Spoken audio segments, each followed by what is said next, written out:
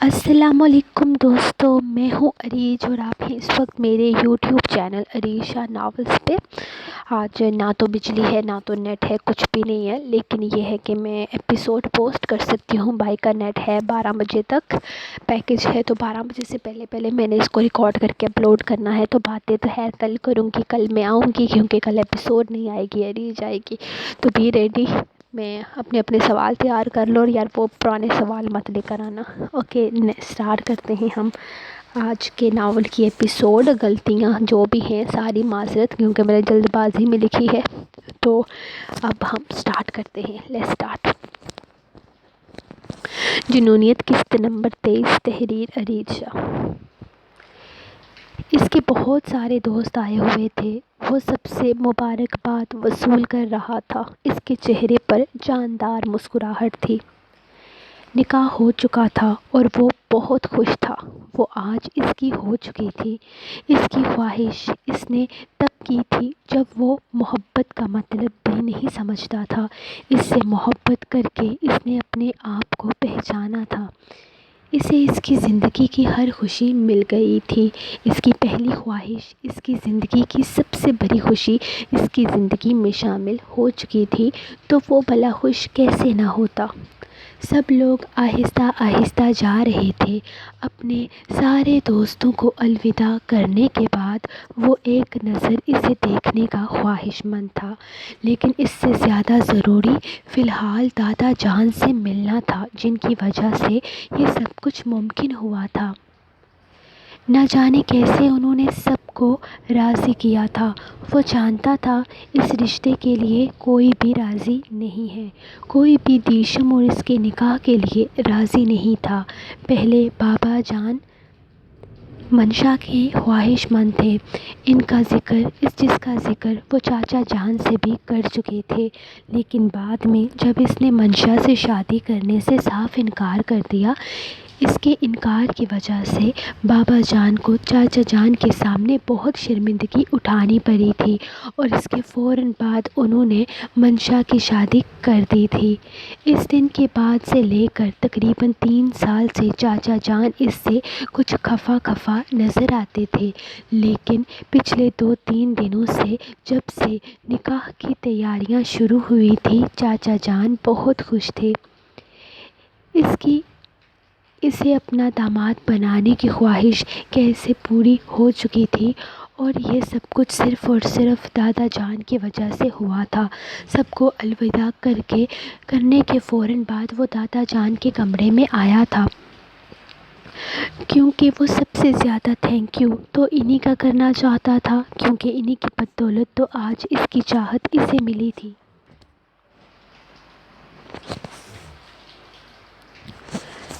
دادا جان، کیا میں کمرے میں آ سکتا ہوں؟ وہ دروازے پر کھڑا ان سے اجازت مانگ رہا تھا، جبکہ وہ اسے دیکھ کر مسکرا کر اندر آنے کی اجازت دے چکے تھے۔ مجھے تو لگا تھا کہ آج تمہیں دادا جان کی یاد نہیں آئے گی۔ آج تو یقیناً خوشی سے تمہارے قدم زمین پر نہیں ٹک رہے ہوں گے۔ آخر آج تمہاری زندگی کی سب سے بڑی خواہش جو تمہیں مل گئی ہے۔ وہ اٹھ کر کھڑے ہوتے ہوئے مسکرا کر اسے اپنے سینے سے لگاتے ہوئے کہہ رہے تھے، صرف اور صرف آپ کی بدولت، آپ کی وجہ سے مجھے میری زندگی کی سب سے بڑی خوشی ملی ہے۔ Thank you so much, I love you. دادا جان، میں جانتا ہوں آپ کبھی بھی میری کسی خواہش کو رد نہیں کر سکتے۔ خوشی اس کے چہرے سے پھوٹ رہی تھی۔ ہم تمہاری کبھی کوئی خواہش ٹال نہیں سکتے خداش، کیونکہ تم خود ہماری ایک خواہش ہو۔ ہم تم سے بہت پیار کرتے ہیں۔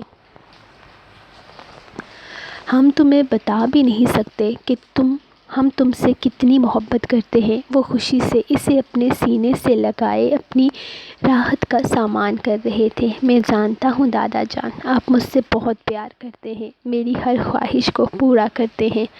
مجھے بے تحاشا چاہتے ہیں۔ آئی لو یو سو مچ۔ میری اس خواہش کو پورا کرنے کے لیے میں زندگی بھر آپ کا احسان مند رہوں گا۔ وہ خوشی سے سرشار لہجے میں بول رہا تھا جبکہ دادا جان اس کا چہرہ دیکھ رہے تھے۔ شکر خدا کا کہ اس نے غلطی نہیں کی تھی جو اس خاندان کے پچھلی نسل کے نوجوان کر چکے تھے۔ اس نے اس لڑکی کو پسند کیا تھا جو اس کے خاندان کا حصہ تھی، ان کا اپنا خون تھی۔ اگر خداش کی پسند اس خاندان سے باہر ہوتی یا پھر کسی کو بھی اس کے خاندان کی بہو بنا کر لے آتا تو وہ کیا کرتے؟ وہی جو انہوں نے 17 سال پہلے کیا تھا۔ ہاں شاید وہ ایسا کرتے، لیکن اب ان میں اتنی ہمت نہ تھی کہ وہ اس درد کو دوبارہ برداشت کر پاتے۔ ان کے 5 بیٹے تھے لیکن پوتا صرف ایک تھا۔ اپنے 2 جوان کندھوں کو انہوں نے اپنا کندھا دیا تھا۔ یہ درد آج بھی ان کے سینے میں دفن تھا جسے وہ کبھی بھلا نہیں سکتے تھے۔ یہی وجہ تھی کہ وہ خداش کی پسند پر سر جھکانے کو تیار ہو چکے تھے۔ بے شک دیشم اس کی پسند میں کہیں شامل نہیں تھی۔ وہ اس لڑکی کو اپنی نسل کا امین بنانے کو ہرگز تیار نہ تھے، لیکن خداش کی ضد نے انہیں مجبور کر دیا تھا۔ انہیں اپنا کچھ نہیں چاہیے تھا، بس ان کا پوتا خوش تھا، یہی ان کی خوشی تھی۔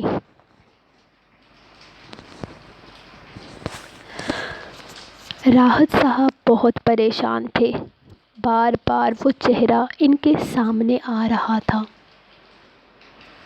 یہ محض ایک اتفاق تھا اور کچھ بھی نہیں، وہ بڑبڑائے تھے۔ ان کا سر ٹینشن سے گھوم رہا تھا۔ انہیں سمجھ نہیں آ رہا تھا یہ بات کس سے شیئر کریں، کیسے بتائیں اس کے بارے میں۔ کیا یہ ایک اتفاق ہو سکتا ہے؟ وہ اپنی بات میں الجھے ہوئے تھے۔ یہ صرف ایک اتفاق ہے اور کچھ بھی نہیں۔ وہ اٹھ کر بیٹھ گئے۔ لیکن کیسے؟ ایسا کیسے ہو سکتا تھا؟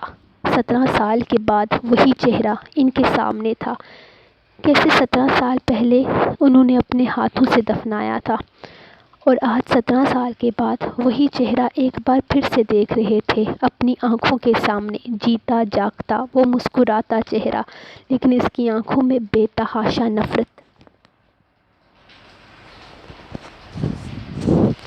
اور وہ نفرت تھی، وہ اس نفرت کو پہچان سکتے تھے، ایسی نفرت، اور انہوں نے 17 سال پہلے بھی تو دیکھی تھی۔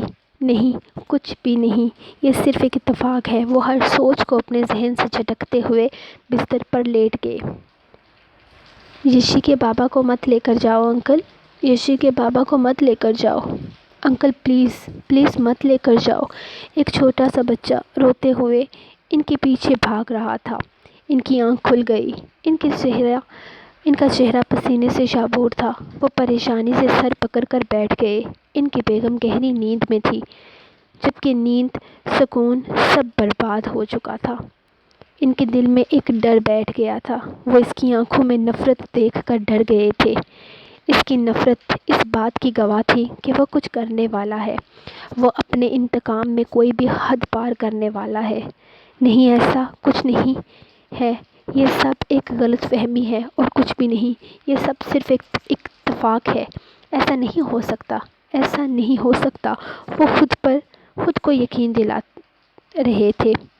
مجھے اس بات کو یہیں ختم کر دینا چاہیے، یہ بات کسی کو بھی نہیں بتانی چاہیے۔ بیکار میں ٹینشن لے رہا ہوں میں اور کچھ بھی نہیں۔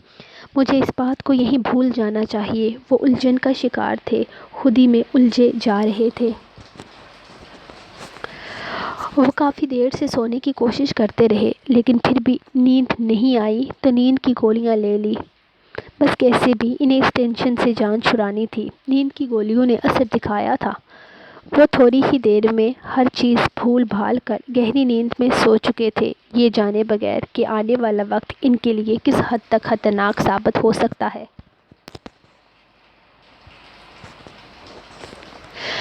وہ گھر واپس آیا تو چہرے پر سکون تھا۔ نہ جانے کیوں آج اسے بہت خوشی ہو رہی تھی، اور یہ خوشی اسے راحت صاحب سے مل کر نہیں بلکہ ان کے چہرے کی خوشی چھین کر ملی تھی۔ ہاں، راحت صاحب کے چہرے کی مسکراہٹ چھین کر اسے بے سکون کر کے وہ اندر تک سرشار تھا۔ اسے لگ رہا تھا جیسے اس نے اپنے انتقام کی شروعات کر دی ہو۔ وہ جس مقصد کے لیے یہاں آیا تھا، اس مقصد کی شروعات ہو چکی تھی۔ ہاں، اس نے اپنے انتقام کی طرف پہلا قدم اٹھا لیا تھا۔ ابھی تو صرف راحت صاحب کے سامنے آیا تھا تو ان کے پسینے چھوٹ گئے تھے۔ ابھی تو بہت کچھ باقی تھا۔ ابھی تو اس کو بہت کچھ برداشت کرنا تھا۔ یہ تو صرف شروعات تھی، آگے آگے بہت کچھ باقی تھا۔ وہ ان کی ہستی تک ہلا کر رکھ دینے والا تھا۔ اسے 2 دن پہلے یہ سب کچھ پتہ چلا تو تھوڑا سا دکھ بھی ہوا، کیونکہ وہ نہیں چاہتا تھا کہ حرم ان سب چیزوں میں شامل ہو۔ وہ اسے اپنی دنیا میں لے جانا چاہتا تھا، وہ اس کے ساتھ اپنی دنیا بنانا چاہتا تھا، بلکہ وہ اسی کو اپنی دنیا بنا دینا چاہتا تھا۔ وہ اس کے ساتھ اپنی زندگی کی شروعات کرنا چاہتا تھا، لیکن حرم بھی ان سب چیزوں کا حصہ بن جائے گی، یہ بات تو اس کے ذہن میں آئی ہی نہ تھی۔ ہاں، اسے یہ جان کر تکلیف ہوئی تھی کہ حرم اس خاندان کا حصہ ہے جس سے وہ بے تحاشا نفرت کرتا ہے، لیکن حرم کے لیے وہ اپنا انتقام ادھورا چھوڑ کر تو نہیں جا سکتا تھا۔ وہ اپنے انتقام سے پیچھے نہیں ہٹ سکتا تھا۔ وہ اپنی منزل کے اتنے پاس آنے کے بعد پیچھے ہٹنے کے بارے میں سوچ بھی نہیں سکتا تھا۔ اب تو اسے اپنے قدم آگے ہی بڑھانے تھے، سامنے کوئی بھی کیوں نہ ہو۔ بے شک وہ اس کی محبت تھی، لیکن اپنے ماں باپ کے لیے وہ اپنی محبت کو بھلا نہیں سکتا تھا۔ وہ محبت کو چھوڑ سکتا تھا لیکن انتقام کو نہیں۔ ہاں، وہ ایک لڑکی کی محبت کی خاطر اپنے ماں باپ کو دھوکہ نہیں دے سکتا تھا۔ وہ ایک لڑکی کی خاطر اپنے ماں باپ کو نہیں چھوڑ سکتا تھا۔ جن لوگوں نے اس کے ماں باپ کو دنیا میں منہ دکھانے کے قابل نہ چھوڑا، ان کے جائز رشتے کو معاشرے میں قبول نہ کیا، ان لوگوں کی بیٹی کے ساتھ محبت کا تعلق نبھا کر وہ کیسے خوش رہ سکتا تھا؟ اسے فی الحال اور کچھ نہیں سوچنا تھا، صرف سوچنا تھا تو اپنے ماں باپ کو، جو ساری زندگی ان لوگوں کی وجہ سے سکون کا سانس نہ لے سکے، جو انہیں اپنے جائز رشتے کا یقین دلاتے دلاتے دنیا سے چلے گئے۔ ان لوگوں کی بیٹی کی خاطر وہ اپنے ماں باپ کو چھوڑ نہیں سکتا تھا۔ بے شک وہ پہلی نظر کی محبت کا شکار ہوا تھا، بے شک وہ اسے دیوانوں کی طرح چاہنے لگا تھا، لیکن اس کو بھلا کر وہ جی بھی تو نہ پاتا۔ شاید اس کو بلا کر وہ جی بھی نہ پاتا، لیکن اپنے ماں باپ کے انتقام کو کسی لڑکی کی خاطر چھوڑ کر وہ جا بھی نہیں سکتا تھا۔ بہت غرور تھا ان لوگوں کو اپنے خاندانی ہونے پر، تو کیوں نہ وہ پہلا حملہ ان کے خاندانی نام پر ہی کرے؟ کیوں نہ وہ پہلے حملے میں ان لوگوں کا مان توڑ دے، ان کے غرور کے ٹکڑے ٹکڑے کر دے؟ کتنا اچھا لگے گا، کتنا سکون ملے گا اسے ان کے جھکے سر دیکھ کر۔ تو وہ اس سکون کو حاصل کیوں نہ کرے؟ بہت خوش ہونا تم راحت کاظمی اپنے بیٹے کی شادی پر، اور اگر یہ شادی تمہارے لیے تمہاری بربادی بن جائے تو کیا کرو گے؟ ہاں، میں دیکھنا چاہتا ہوں تمہارا ٹوٹا ہوا غرور، تمہارا بکھرا مان۔ تیار ہو جاؤ، آ رہا ہوں میں تمہیں اپنے خاندانی ہونے کا ثبوت دینے۔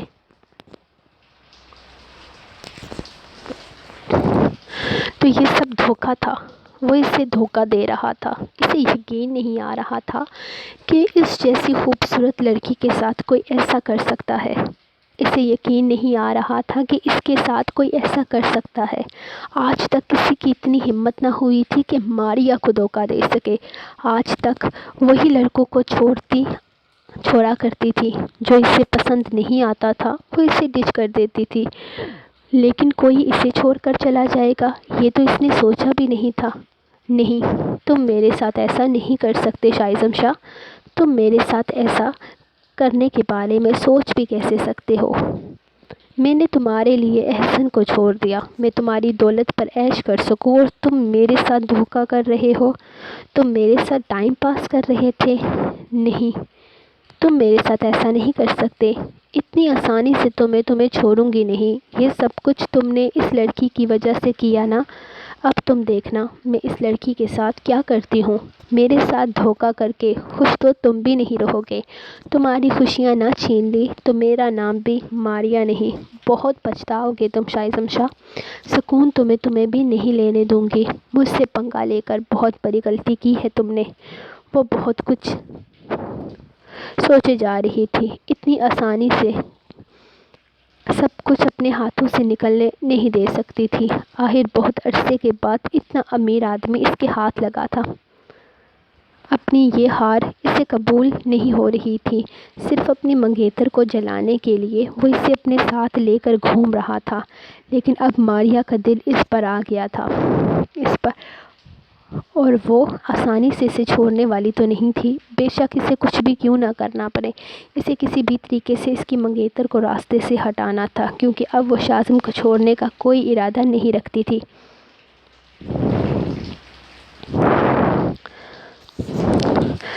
اتوار کا دن تھا اور سب لوگ گھر پر تھے۔ دیشم تو نکاح کے بعد سے لے کر اب تک سامنے نہیں آئی تھی۔ وہ اپنے کمرے میں موجود اپنے ہونے والے پیپرز کی تیاریوں میں مگن تھی، جبکہ یہاں خداش کاظمی جو کچھ ہر وقت اس کو دیکھنے کے لیے بے چین تھا، اس وقت وہ اس کی بس ایک جھلک دیکھنے کے لیے اتنا بے قرار تھا کہ سب کچھ لوٹانے کو تیار بیٹھا تھا، بس ایک بار وہ اس کے سامنے آ جائے۔ صبح ناشتے پر، دوپہر کے کھانے پر یا پھر رات ڈنر کے وقت بھی وہ نیچے نہیں آ رہی تھی۔ کل چاچی جان بتا رہی تھی کہ وہ اپنے پیپرز کو لے کر کافی زیادہ پریشان ہے اور ہر وقت تیاریوں میں لگی رہتی ہے، اور پھر دادا جان نے کہہ دیا کہ اسے بالکل بھی تنگ نہ کیا جائے، وہ اپنی پڑھائی کر رہی ہے تو کرنے دی جائے، ویسے بھی اس کے پیپرز کے فوراً بعد اس کی شادی کر دی جائے گی تو وہ جیسا چاہتی ہے ویسا کر سکتی ہے۔ اس نے کسی کو کچھ نہیں بتایا تھا کہ وہ آگے کے بارے میں دیشم کی پڑھائی کے لیے کیا سوچے ہوئے ہے۔ اس نے دادا جان کو بس اتنا بتایا تھا کہ وہ اپنی بیوی کی خواہش پوری کرنا چاہتا ہے۔ دادا جان کو اندازہ تھا کہ وہ اس کی پڑھائی نہیں چھڑوانے والا، لیکن دادا جان کا ایسا کوئی ارادہ نہیں تھا۔